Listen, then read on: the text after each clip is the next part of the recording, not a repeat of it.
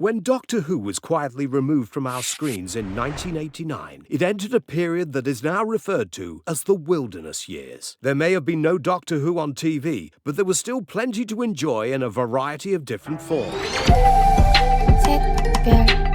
The Virgin Books series. Virgin Books acquired a license to publish Doctor Who novels during the wilderness years, and in a bold move, these continued from where the TV series left off. Fans could genuinely view these books as a continuation of the show that had been unceremoniously pulled from the air as it told the further adventures of the Seventh Doctor and Ace. And perhaps the most significant character to emerge from this period of the wilderness years is that of Bernice Summerfield, an outer space archaeologist from the future who ended up traveling with the Doctor. Think of her as a precursor to River Song, with less kissing. In fact, Bernice Summerfield proved so popular that she went on to have her own audio series at Big Finish, which is still running to this day. Moreover, when Virgin lost the license to produce Doctor Who novels, they decided to continue the series without the Doctor, dubbing the range The New Adventures. These stories put Bernice Summerfield at the front and centre, and whilst the series did eventually wane without the eponymous Time Lord, the fact that it even existed stands as a testimony to the popularity of her character. The TV movie. During the wilderness years, there was only one canonical Doctor Who adventure, 1996's TV movie, produced by Philip Siegel and starring Paul McGann as the Eighth Doctor. And whilst it may sound crazy and depressing to think that this was the only proper TV adventure within a 16-year period, there were many other attempts to bring the series back to our screens. In fact, Siegel had been trying to acquire the rights since 1989, when Doctor Who was still on the air. And when it was pulled, several other interested parties came out of the woodwork, including a new TV series starring a Sheffield DJ with a red phone box TARDIS, and a movie dubbed Last of the Time Lords, which was to be directed by Leonard Nimoy. All of these ultimately came to nothing, and the TV movie was the only canonical project from the wilderness years to make it onto our screens. A co-production between the BBC and Fox, which acted as a pilot for a brand new series of adventures. Sadly, despite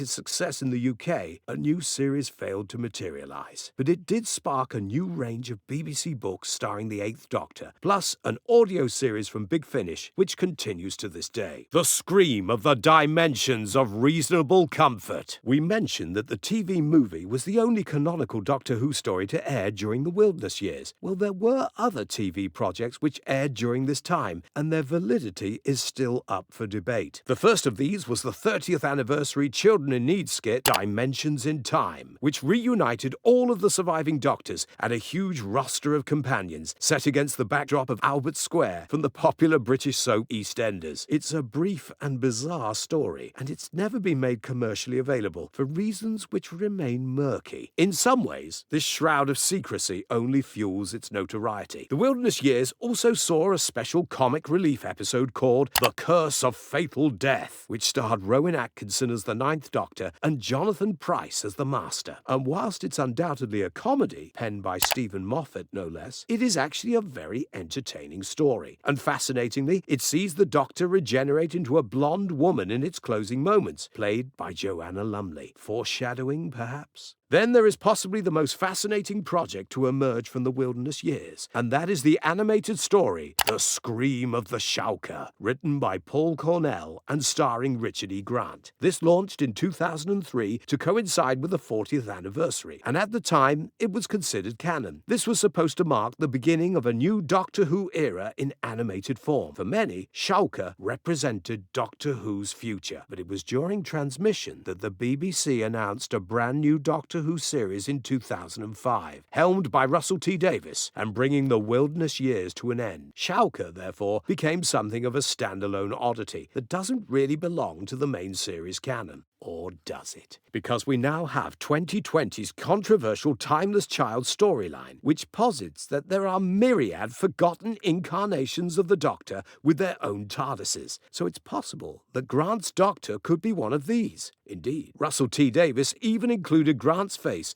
in the 2024 episode Rogue, where images of the Time Lord's past incarnations were shown, unless this was referring to the Grant Doctor who also appeared in The Curse of Fatal Death, which would probably cause fandom to implode. But regardless of your opinion of Grant's Doctors, there's no denying the impact of Shulker. Its appearance during the Wilderness Years demonstrated that there was still a keen appetite for Doctor Who on both sides of the equation. There were still people who wanted to make it, and there were still people who wanted to watch it. Moreover, Paul Cornell went on to pen 3 episodes of the relaunched series, while Richard E. Grant would later return as the Great Intelligence in numerous episodes written by Stephen Moffat. The future. So will Doctor Who ever experience the Wilderness Years again? Certainly, it's inevitable that at some point in the future, there will be a prolonged period in which the series isn't on TV. And judging by how it was handled last time, this would be the perfect opportunity for Doctor Who fans to step up to the plate and shine. Simply put, we could learn a lot from the Wilderness Years. Ironically, in many ways, it represents one of Doctor Who's most exciting and inventive periods. So much so that fans are now calling for it to have its own Blu-ray box set. Drop a comment below and tell us, what's your favourite Wilderness Years story? And do you think Doctor Who would be the same without them? If you love deep dives into Doctor Who's history, subscribe to Lavazzi for more. We bring you the best Who content, from classic moments to the latest news. So hit that like button and the bell icon to stay updated. Alonzi! Eating the Doctor Who TARDIS unisex messenger bag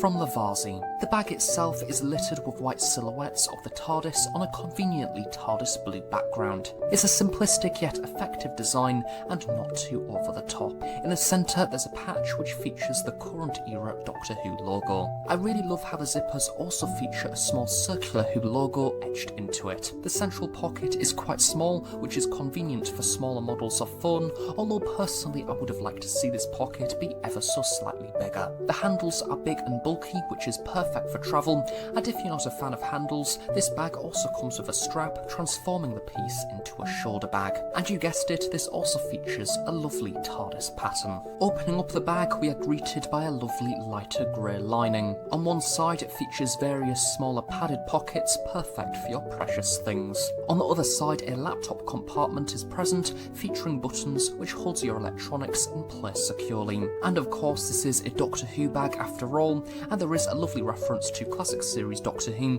featuring an embroidered seal of Rassilon, which is a perfect touch. On the sides of the bag there is additional button straps which when undone makes the bag appear to be more rectangular, which is useful for carrying larger laptops and notepads. One of my personal favourite aspects of this bag is the back section, which can be slid over the handles of a suitcase, securing the contents whilst travelling.